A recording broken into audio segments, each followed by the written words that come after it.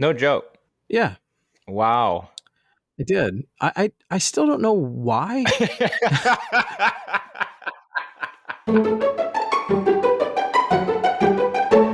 Welcome back to Reason Together, the podcast for Christians who think about stuff. I'm Thomas, here with my good friend Daniel once again. How are you? I'm doing well. Thank you. Good. It's good to have you all on board for another episode here of the podcast. Before we get too deep into things, we would like to thank our patrons, the people who generously support this podcast and keep the lights on, as it were, for us. They are over at patreon.com/reasontogether. Wonderful community of folks who think about stuff. And if you'd like to join them, you can do that at patreon.com/reasontogether. That's patreon.com/reasontogether. Select one of the tier support levels there, and you can get some perks along with that. And we would certainly be grateful. If not, and you want to just listen for free, that's fine too. We appreciate you joining us on that. All right, we're back again. Yes, we are. And I've got a very important question as we start for our listeners. We need your feedback on this, okay? Because this is a very Folks, I don't know what's coming. Very, very important question. How do you deal with spammers? Okay. I know there's probably different ways, and a lot of people just give them the click treatment, but I want to introduce an interesting take on it that I have seen recently, and what I've seen has come from my son, one of my sons, and he has a good sense of humor, and so he has taken to handling spammers by answering the phone in an interesting way. So you're talking about phone calls? Yes, by these spam phone calls. So, when you have a cell phone, it'll say potential spam or something like that. Yeah. So it kind of gives you a heads up, or if it's a number you just don't recognize. And so he's been listening to a ping pong podcast. That was interesting. Triple P. Anyway, and he's really into ping pong, and he's been improving. And so he got kind of aligned with this ping pong podcast. Well, the guy who introduces it is Jeff Plum, and he always says like exactly the same thing as he's introducing the podcast. So, and he has this English accent or Australian accent or something. And so my son borrowed that line. And so this spammer will call, and instead of just hanging up or deferring the phone call, he'll actually answer the phone. And he'll go, I'm Jeff Plum, and as always, I'm joined by Super Coach Alice Rosario. How are you, Aloys? Or something like that. They'll do this whole introduction, and sometimes he'll just listen, and sometimes like, boop boop boop. They're just dead. Wow. What? I don't know what I just called. And he used to try to answer in an English voice. Hello. And then they'd answer, are you trying to trick me or whatever? And so he just takes to talking to them like from an alternate personality or something like that. Right. And sure. And seeing what the reaction will be. So if you're listening, tell me how you handle spammers. All right. Do you have any? That's interesting. New and novel ideas? I don't have any. If I don't recognize a number, I honestly, I just let it go to voicemail. Really? Yeah, because you're like that. There is a reason for voicemail. If you have something to say and I don't know who you are, please feel free to leave a message. I can always analyze that and call you back. Yeah. There is a guy on the internet. I think his handle, if you can call it that, is Scammer Payback. Yeah. But he actually knows what he's doing. Oh, is that the guy who's like a tremendous whiz at computers, and he actually reverse hacks them? He does. He's amazing. While they call him, yes, he's on the phone with them. He's hacking their computer, deleting files, recovering files. He has actually stopped actual crimes in progress, calling the victims and telling them, hey, you're being scammed.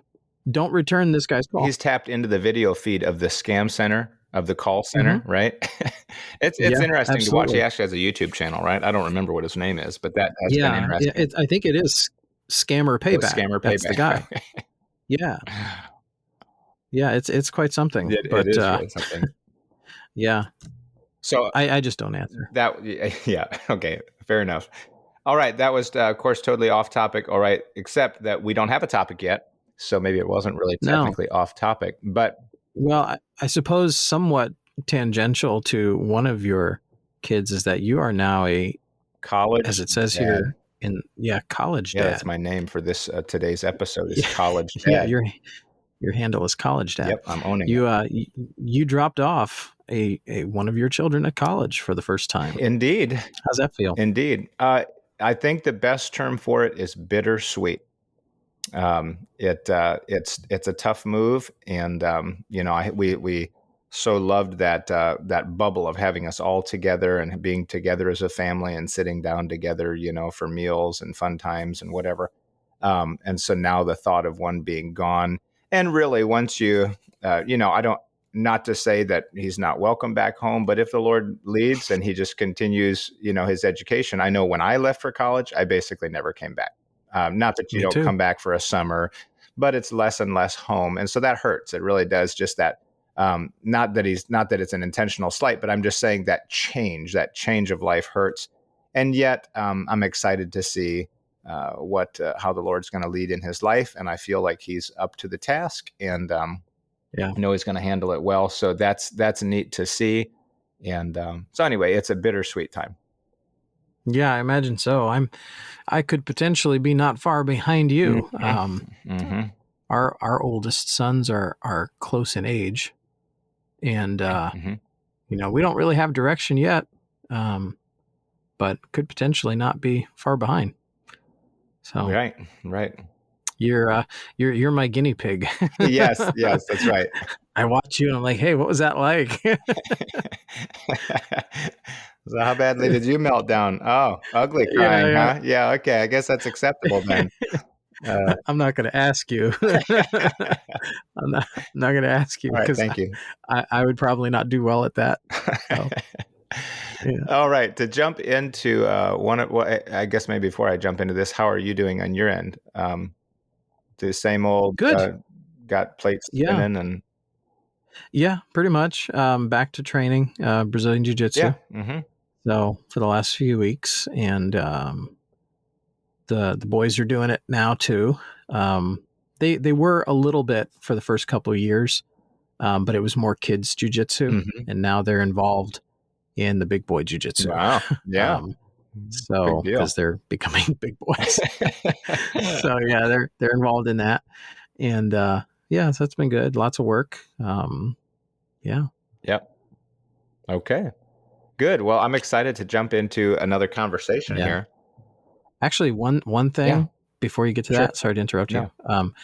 One thing that is kind of new and maybe a little different is I got my ham radio license. No joke. Yeah. Wow. I did. I still don't know why.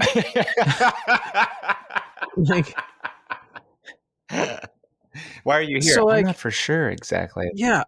Well, I mean, I heard some people say that this is good to have in the event of emergencies. It's good to have, just a piece of equipment like this around that can get that kind of range where you can contact, the Red Cross or other emergency services or whatever if you absolutely had to, or send messages through that if there was any kind of, problems with cell towers or the power grid or what have you, Don't get the wrong idea. I'm not a prepper. Okay.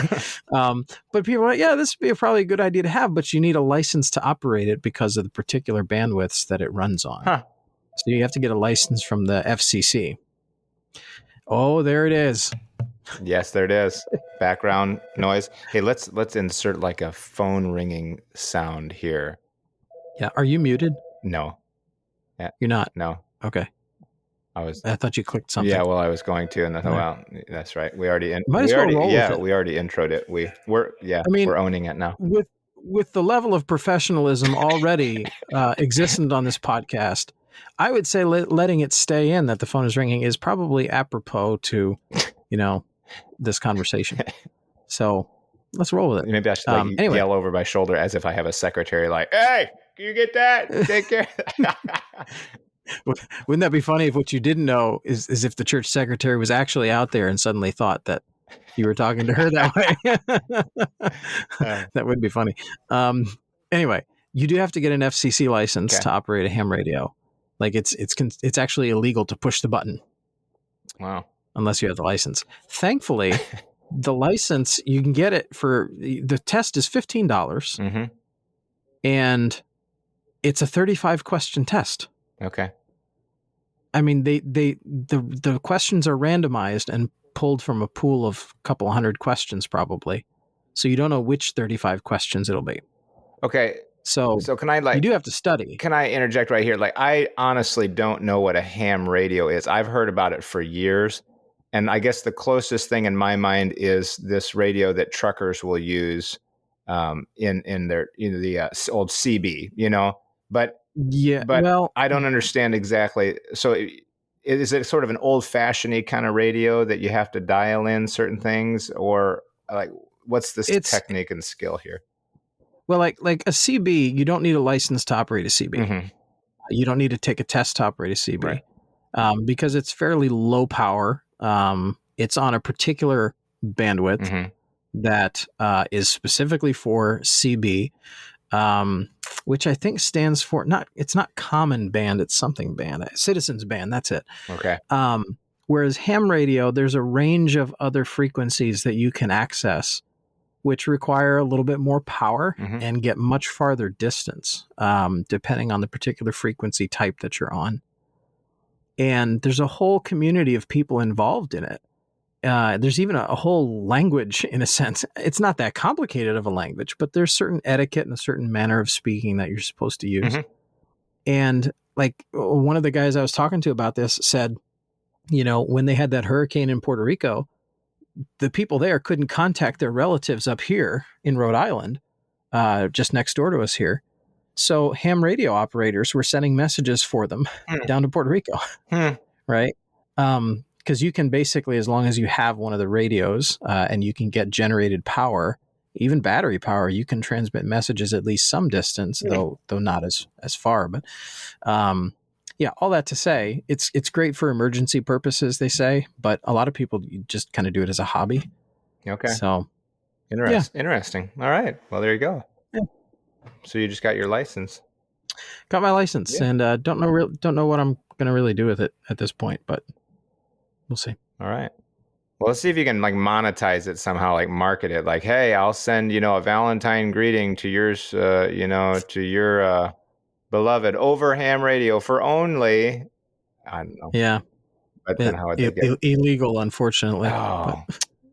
So I thought maybe it'd be like a different take on like the singing telegram or something.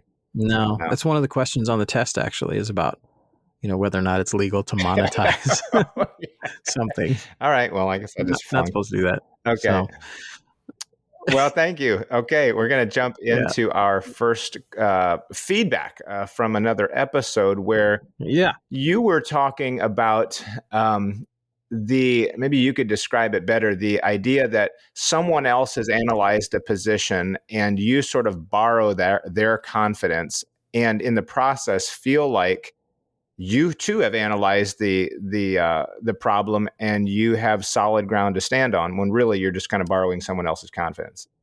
Yeah. It's like a group confidence, as it were. Okay. It kind of rubs off, and people feel like they're kind of untouchable in a view because the rest of the people around them are all confident. But yet it could just be that there's only one guy in the group that's confident and the rest kind of contagiously sort of capture it from each other. Right. And they think that they've analyzed something that they really haven't analyzed. Yeah. They're just confident. No, it's a perceived analysis. Yes. They really think they understand the issue, but then someone comes and actually makes them think and reason through it, and they just wilt like a flower, right? They just wilt. And so I called it the contagion of perceived analysis. There is actually a blog post about this at reasontogether.fm if you would like to read it. But we did talk about that, and this is feedback about that. Yes. So Nathan, one of our patrons, says, I think one of the worst things about this contagion of perceived analysis is when the proponents of a particular theology impart to their followers not only the sense that they have completely understood the subject at hand, but also the sense that anyone who disagrees only has half a brain. Yes. That is, a teacher or pastor might teach his doctrine so confidently and so simplistically that in the student's mind, you'd have to have a screw loose to think something different. Yes. For example, one teaching against Calvinism might say, Calvinist doctrine makes God the author of sin. How could anyone think that? It's an attack on the character of God. If this type of one-sided argument is made with no attempt to understand why a Calvinist thinks the way they do, it's easy to impart the perception of understanding on the student, because I guess you've given it, I'm adding this because you give it in such a simplistic way. In this particular example, the teacher might totally ignore the fact that Calvinism is a logical attempt to understand the sovereignty of God. This completely sidesteps the serious and legitimately troubling questions that Calvinism raises, and the result is that the student is completely unprepared to actually argue against the things they view as nonsensical theology. Okay, so I see what he's saying. I would actually kind of draw a balance between the two, though I see what he's saying is that if you basically dismiss it out of hand, you don't know how to address the inconsistencies or the weaknesses or the faults or whatever in every other part of their system, because you've just said, this is so ridiculous, I'm not even going to think about it. Right. Yeah, you're essentially setting people up to lose even the most basic argument of the first Calvinist they come across. So I do see the point there. However, I think there's still the point to be made that while it might be couched in a lot of intellectual sounds, sometimes it actually does boil down to something that simple. And I think maybe they need to understand both sides of it. That when you say, hyper Calvinism, says that God is responsible for everything. So even the mistake on the typewriter, apparently, as one author said, that was God's will. Well, okay, so that makes everything that happens something that God is actively doing. So when Adam sinned in the garden, well, that was God's design. God wanted Adam to sin. So it does make God the author of sin, which is, of course, terrible on its face. But I mean, it's not to say that you can't make some of those simplistic arguments, because they are actually there, but not to just dismiss everything out of hand. Right, because sometimes it's used as a straw man, essentially, against all Calvinistic people. There you go. people. That's a good way to say you got to watch out for straw men, that you just like you portray them as not having any sense or logical argumentation whatsoever, and that they're just mindlessly going around, God is the author of sin, and they're not doing that. Obviously, they're going into like these deep things, even if they are, inconsistent and illogical at points. But so then he also, Nathan here comments on another aspect of something we had talked about. Maybe it was in the same discussion there. He says the question of whether we should say God is in control when bad things happen, because I had brought that up, that it's kind of an unfortunate phrase when we say God is in control, because of what that may imply to the listener, that he is responsible.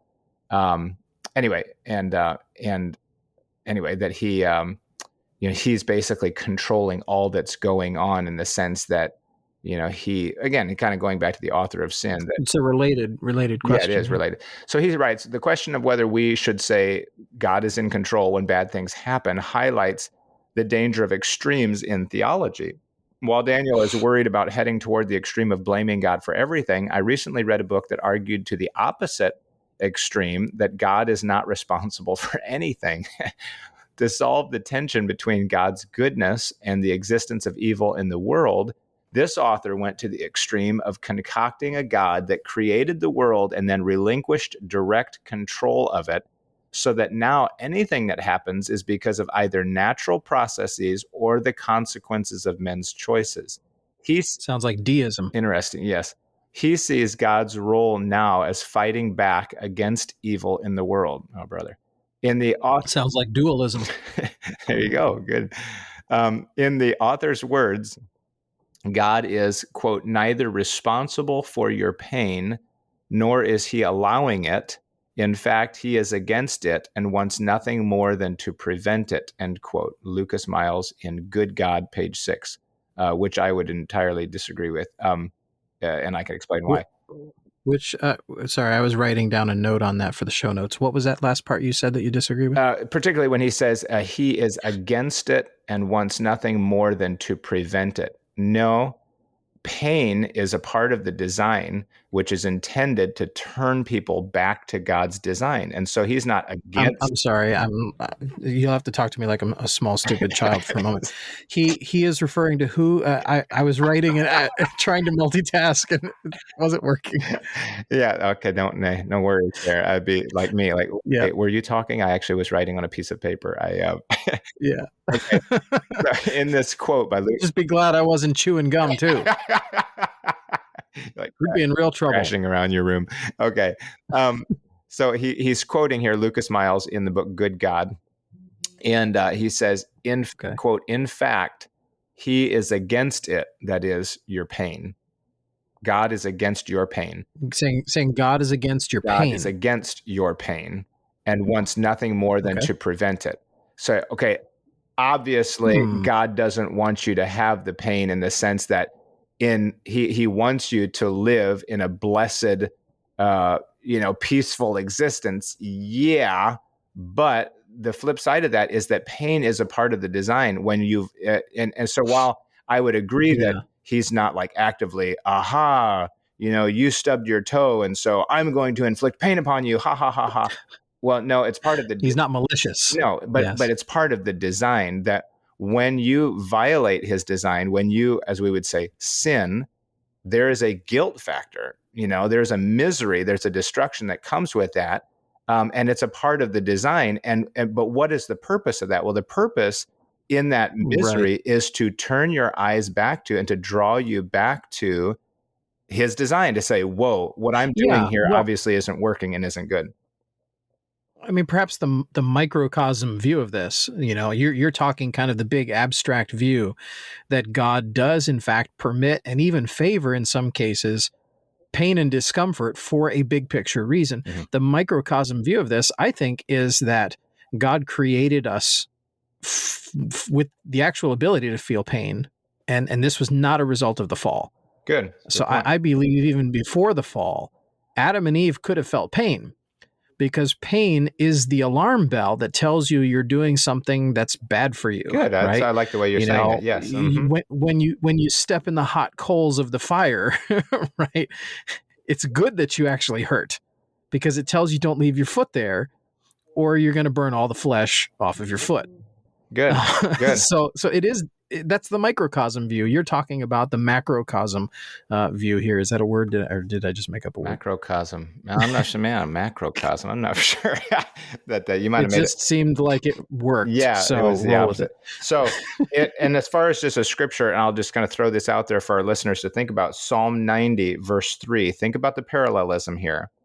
The psalmist speaking of God here, thou turnest man to destruction, and sayest, return, ye children of men. Okay, so in the turning of them to destruction, what is that saying? Return.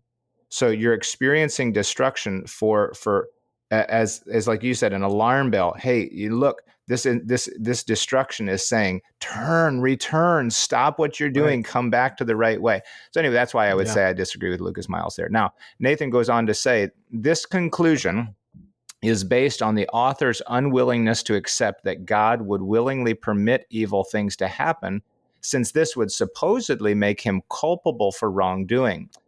Nathan goes on to say, while I believe the extreme sovereignty of God position that Daniel mentioned is an error, meaning that when people say he's responsible for literally everything, I also believe that this opposite extreme is an equal error. I would fairly well agree with that. It seems then that we must find the truth somewhere between the extremes. And isn't that really oftentimes how it is? And we've seen that so many times. Yeah. Right. Yeah, there's some latitude for balance there in between those extremes. Sure. Yeah. It's finding how to word that and make it understandable. Now, let me jump into another question here. Let's see. Do you want me to ask about the question about grace or the question about the absurd? You're the MC guy here, so okay. For this episode, so it's all okay. Well, this might whatever you want. Okay, this might be kind of connected then to what we've been talking about here a little bit. My question here, and this was a don't peek for you, so this is all you saw, was the question: Does God ask the absurd? does God ask the absurd? Okay. Okay. I want to pull up a note here because I actually was just doing some teaching through just a survey through the book of Ezekiel, right? Mm-hmm, mm-hmm. And there may be fewer examples in the Bible more absurd than the things that God asked Ezekiel to do, or should I say, commanded Ezekiel to do.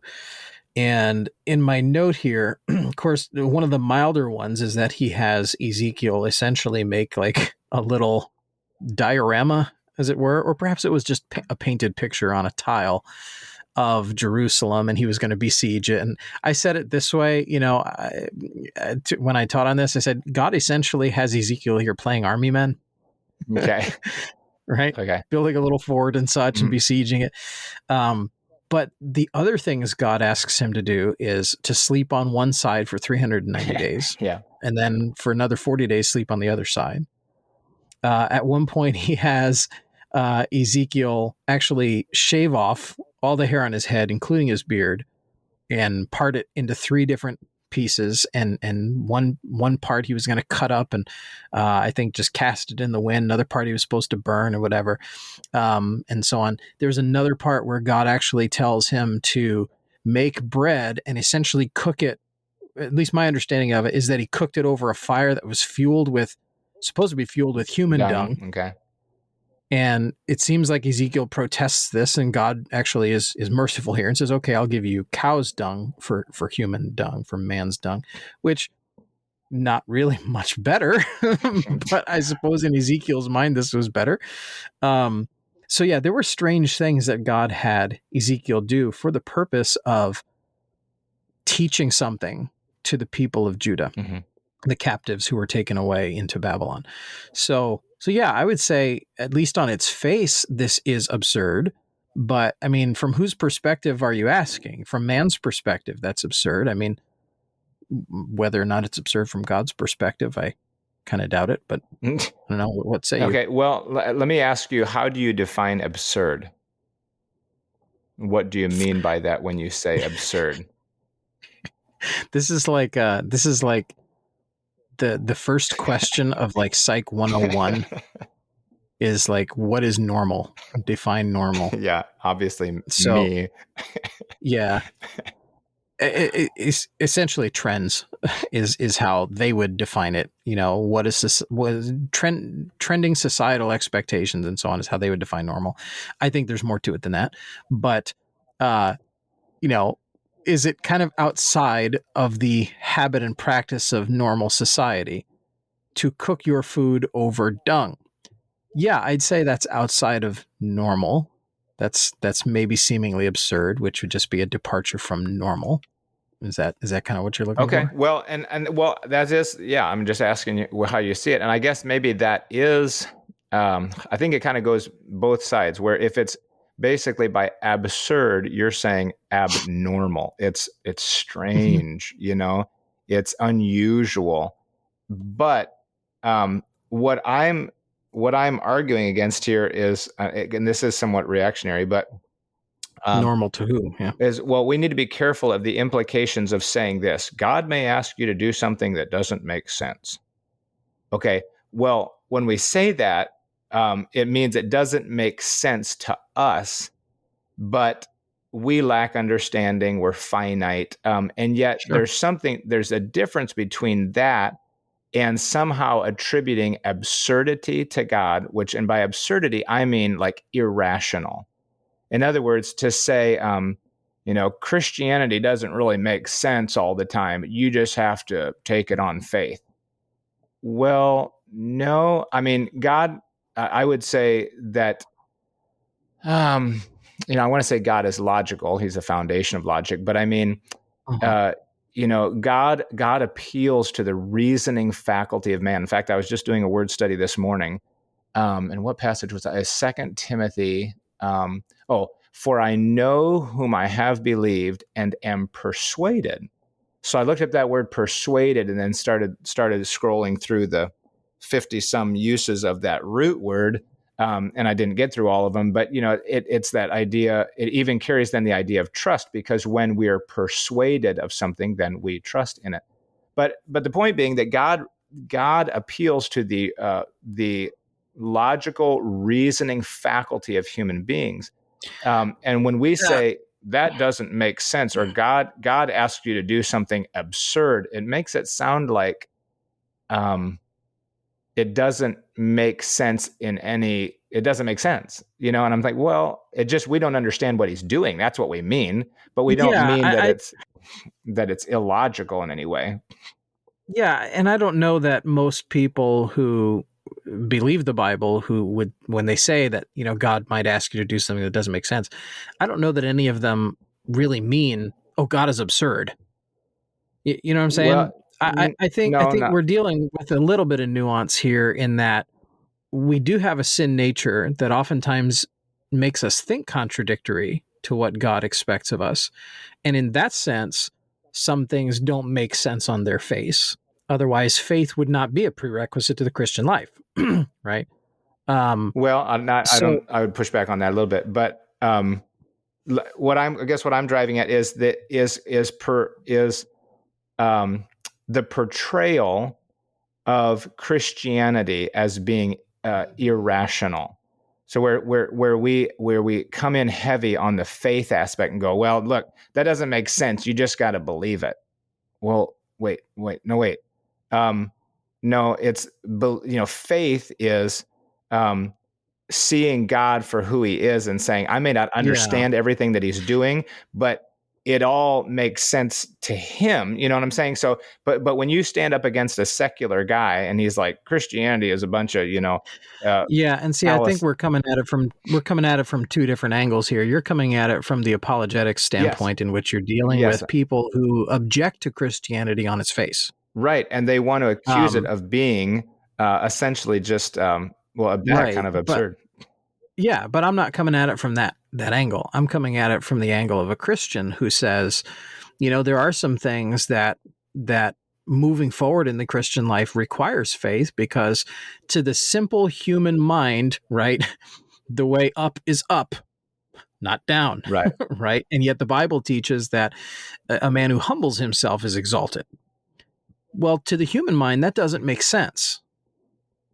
Right? It seems like if I humble myself, people are going to walk all over me and take advantage of me. Right? But from God's perspective, and the way God has designed it, to use your phrase here, God's design, is that the way up is down. Right? It's humility that brings exaltation in the end. I would say, at least from the Christian standpoint, looking at that, I'm influenced by a sin nature in this life, that God sometimes asks us to do things we don't fully understand yet. Not that they're not understandable. Yes, right. But that we don't understand them yet.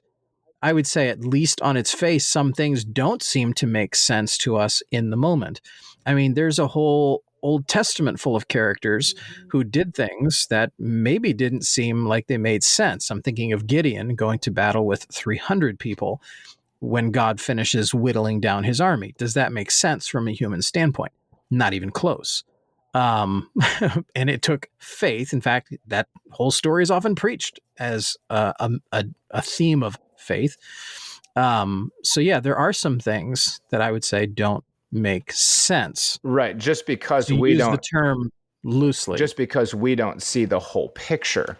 Right. And that's the thing, is that so it's not that it's literally absurd. Like he's saying, the whole, can God make a rock so big that he can't move it? Okay. So that kind of thing where you're like, oh, God asked you to do something that's impossible to do because it's an irrational request. It's, I'm coming at it from an apologetic standpoint. I'm just, I guess I'm alert to some degree to what the perception that we're giving, of the maybe accusations that are thrown at Christianity, and how we might be feeding that perception by the things that we say or the way that we word things. Right. And so to say, God may ask you to do something that doesn't make sense. Well, as long as we couch that by saying simply because it doesn't make sense because we're finite, we don't see the whole picture. And so many times we eliminate God from the picture. Once we bring him into the picture, it all makes sense. Yeah. So anyway, because so to describe these things to an unbeliever, oh, you think a whale could, you think a whale could actually swallow a man? You think that people could be thrown into a fiery furnace and not get burnt? Well, yeah. I mean, why wouldn't I believe that? I mean, to me, it's not irrational. It's just we're not bringing all the components into discussion, and simply because they want to dismiss a huge segment of the proof, then claim that it's absurd. Well, they can't do that. And anyway, but we have to be careful how we feed that whole perception. Right, sure, and so I think we were coming at it from two different standpoints, and I would say again from the Christian standpoint here, just the basic fact that the scriptures teach that his thoughts are higher than our thoughts. Yeah, right. By that premise alone, you are guaranteed at some point to not understand something that the Lord expects of you or wants you to do, and there will be things that don't make sense because his thoughts are higher than our thoughts. So you're almost guaranteed to come across that. Yeah, right. Okay. So I've got a question now that we've got about 10 minutes left, and I know it'll take every bit of that. And it's going to lead into a question that I have for the after show. Okay. And again, it's our perception of things and the way that we've pictured, and we've kind of, created this thought in our minds that has a certain answer, and I think we've left out a component. But is God's grace always sufficient? Is God's grace always sufficient? I feel like there's going to be a gotcha moment here. Yeah, well, no. Sufficient for what? And what do you mean by grace? Oh, yeah. Hey, good. Turning the question on me. Okay, so grace being, basically that loving interaction of God that always is trying to move us toward the best, if you will, is always trying to provide for us what we need. That's what I would call grace. And it being sufficient, there's I think a couple Greek words for sufficient, but one of them, the idea of it's enough. When Jesus said to Paul, Paul said, "Oh, remove this thorn from me, it's too much," and God responded, "My grace is sufficient." It's literally it's enough. It's always enough. In other words, I guess we might say it. You don't need, I almost want to say this, but you don't need anything other than my grace. It will always be enough to do what? To say support, enable you. I think Paul literally thought, I can't do my ministry the way I'm supposed to with this thorn in my flesh. I can't serve the way I'm supposed to. I don't think it was necessarily for a selfish reason, but that God, this is getting in my way. It's slowing me down. And God's saying, my grace is enough. Well, I guess that means enough to be able to serve. You think that with the thorn, you're not going to be able to do enough. And he's saying, my grace is enough to help you and enable you to do what I want you to do. Is that always true? Some would just simply take that verse as to be normative for every Christian. Yeah. That God's grace is sufficient. Again, is there some nuance here that I'm missing? I guess the context in which the question came up for me was in terms of, say, a health crisis. And so I'm, for sake of illustration, I'm really struggling out, like Paul was in some way.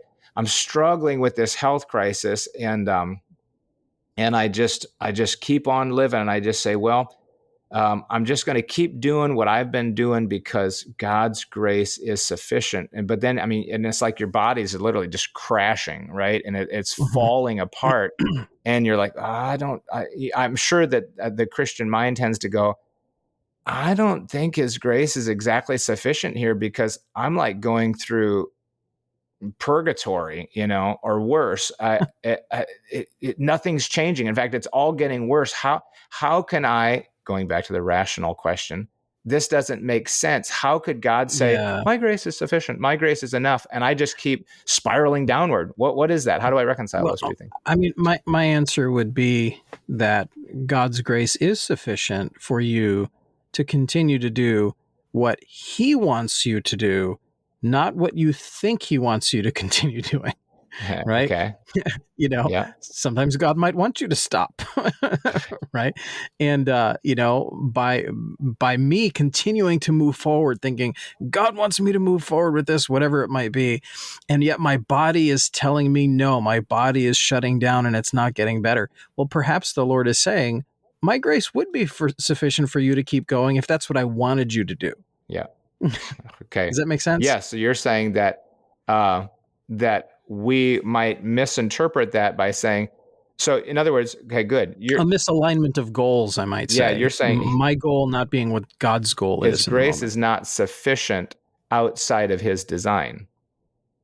Outside of his will, his design. His will. So in other words, if I'm just living my life and doing whatever I want, and then every time I run into a problem, like, but God's grace is sufficient. What does that mean? I guess you asked a good question up front. Sufficient to what? God's grace is sufficient to carry me through and give me comfort and give me the victory. Yeah. Well, not if you're living outside of his will. Well, I mean, tradition holds that Paul was beheaded, right? Was God's grace not sufficient to keep Paul going after he was beheaded? I know that's kind of an absurd question, but the truth is, no. God wanted him done. That was it. That was the end. That was it. Right. So I think I think that the way your take on it there is good. My other thought on it, though, is I think God's grace comes in forms that we don't acknowledge. We sort of view this this nebulous idea of grace as I don't think we can even put our hands on it. We're just like, but God's grace will be sufficient, meaning somehow, some way, I will get through and feel victorious, and I will make it. Okay, well, how? I don't know, but God's grace will be sufficient. Well, okay, part of me is saying, well, how does God give grace? And I think grace has to do with, if I could use the word, his interaction with us. Maybe you might even use the word revelation to us. So one of the means of God's grace is his word. And his word gives instructions for how he wants us to live. And this goes back to your question a minute ago, but got kind of the flip side of the coin, not just you not doing what God doesn't want you to do, but doing what you want God to do. In other words, if God says, hey, look, steward your money. Hey, don't go into foolish debt. Look, eat sufficient for you. Steward your health and your time. Take some time to rest. Do these things. And we don't do those. We're just like, we're plowing ahead for Jesus, and his grace will be sufficient. Well, but he's already given you grace, and his grace is sufficient. It's always sufficient. And his grace includes that instruction that says, hey, you need to take some rest. You need to steward your health. You need to back off a little bit, and do some things. So anyway, I think if we just sort of see grace as this nebulous ooze out there, that it's this feeling that will get me through.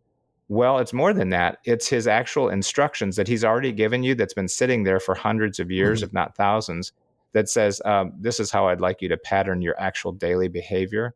Oh, okay. And if I would obey that, I would see some significant relief from the things that I'm going through.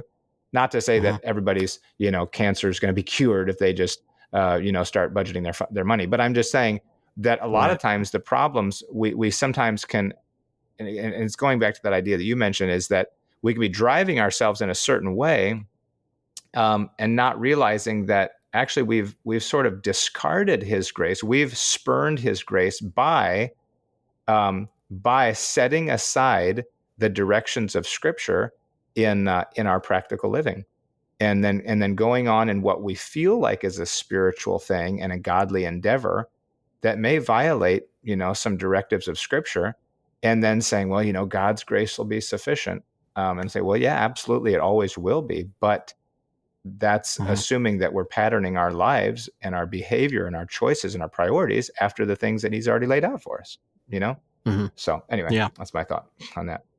Okay, good. Any clarification there you want to? No, I think that makes sense. The example you gave is a good one of managing one's money. A lot of times people conclude, I can't manage my money wisely. I can't do that. That requires money I don't have. It requires this, or it requires that.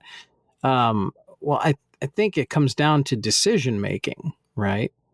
And can God give grace to make a wise decision to either spend or not spend on a thing? Yes. And it's always sufficient because He wants us to make wise decisions and He wants us to be wise with how we spend. So why would He not then provide us with the grace or the ability, the enabling to make a wise decision? Does that make sense? I think so. You're saying that He wants us to make a wise decision. Therefore, if we want to, His grace will enable us to do so. Yeah. Okay. Yeah. Is that kind of a summation of what you're getting at? He gives an instruction. He has an expectation. Why would He not then provide us with the grace to do His expectation? Well, and that's not exactly what I was saying, because what I was saying was partly that instruction is His grace. It's not that He gives me the grace to perform His instruction.